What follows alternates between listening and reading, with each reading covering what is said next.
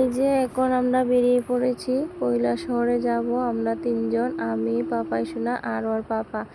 তো আমার কয়দিন থেকে শরীরটা খুব দুর্বল লাগছিল, আর আজকে তো মানে এত দুর্বল লাগছিল কি বলবো, মাথাটাও ঘুরাচ্ছিল, বমি পাচ্ছিল, কিছু খেতেও ইচ্ছে করছিল না।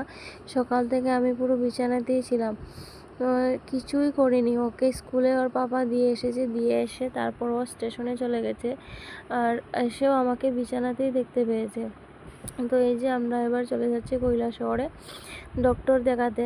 তো 2:30টার সময় টোকেন দেবে, তো বোনকে বলেছিলাম টোকেনটা কেটে রাখতে, তাহলে তাড়াতাড়ি ডক্টর দেখাতে পারবো। তো এদিকে পাপাই শোনা এই যে দুষ্টামি করছে, আজকে না রান্নাও করেনি, ওর পিসির ঘর থেকে ভাত নিয়ে এসে খেয়েছি, আমি অল্প খেয়েছি, ও খেয়েছে। আর এখন বাজে 2:30, আমরা এখন যাচ্ছি, মানে স্নান টান সেরে নিয়ে দেরি হয়ে গেছে। তো মা বলেছে তা আমাদের জন্য রান্না করে রেখেছে, তো বাড়িতে যাব, ভাত খাবো, তারপর যাব, বোনকেও নিয়ে যাব। বোন বলেছি রেডি হয়ে থাকতে, তাই বোনকেও নিয়ে